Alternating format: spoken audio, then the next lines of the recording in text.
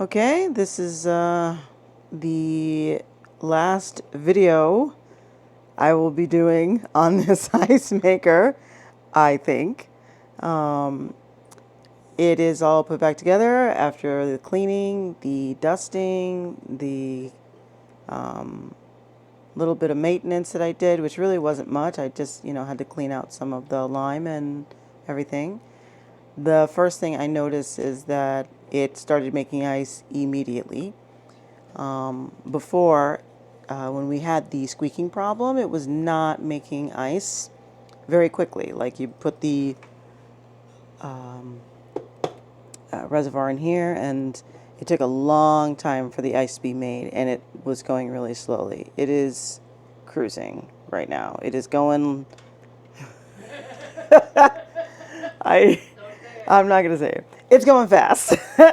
I think the main issue whenever you have trouble with the ice maker, either not making ice quickly enough or squeaking and things like that, make sure that you clean the fans inside. There's a fan in the back, and then there's like kind of two on the inside. These vents here should not be like hot.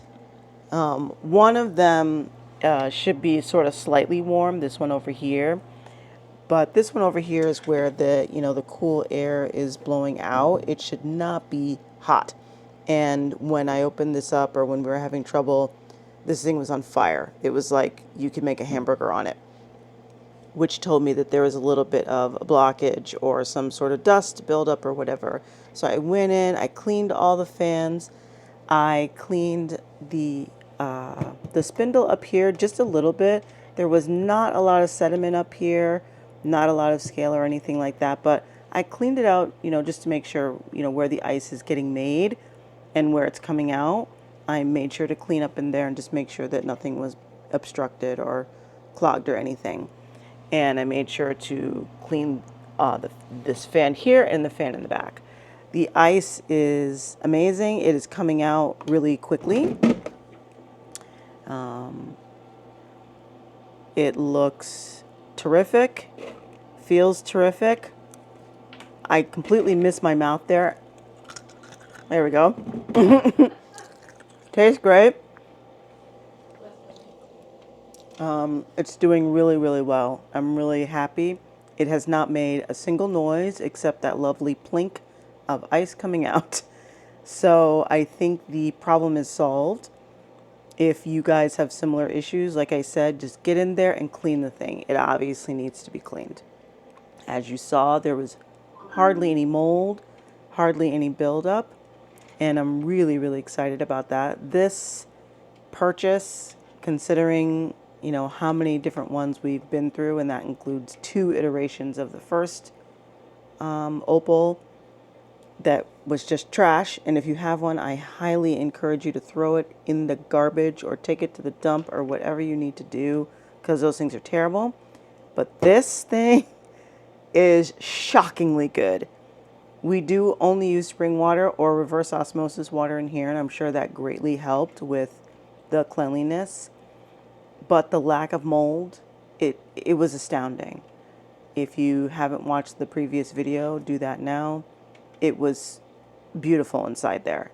Absolutely beautiful. After 3 years of zero cleaning and zero maintenance. I will be taking care of this thing much better going forward.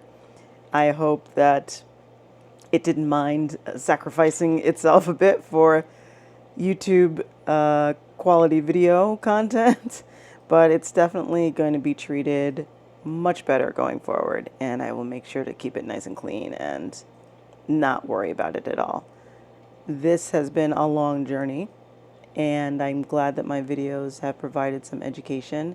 If you're thinking about upgrading or even just getting your first ice maker, I absolutely positively recommend this unit. Other people have mentioned that they do have problems with the version 2. I don't know why, because again, I've literally treated this thing like trash and I haven't done a thing to it, and it's working beautifully after 3 years, and it's spick and span inside. So it's probably the quality of water that they're using that is, contributing to a lot of buildup problems. It is highly, highly recommended you do not use tap water in these at all.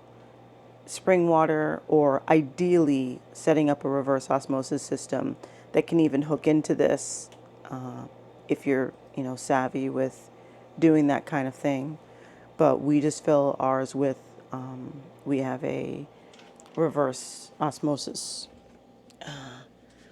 water tank in there and under our sink, and under our sink one, because we're in an apartment, and it works great. It is not a water drop. Don't get me started on their stuff. It's crap. So we usually fill our reservoir with the RO water.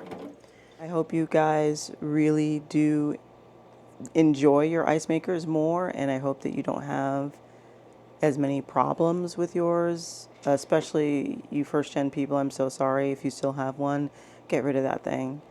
I think any ice maker is going to be about the same as far as if you take care of it, it'll serve you well. If you clean it, if you don't put tap water in it, all those things. I know they're all kind of built differently and made a little bit differently on the inside, but in the end, it comes down to the kind of water you put into it and the kind of maintenance you're willing to do on it. And again, you don't have to do much. I didn't do anything for 3 years, but I don't recommend you doing that. I'm just saying that clearly these can handle, a little lax in your maintenance routine. So thank you everybody for watching these and being subscribed. And maybe I'll make another video in another year or two, who knows? Or maybe if this thing finally dies, I'll do like a farewell video. I don't know. But thanks for your interest. And again, I hope that you guys have the best of luck with your ice makers going forward.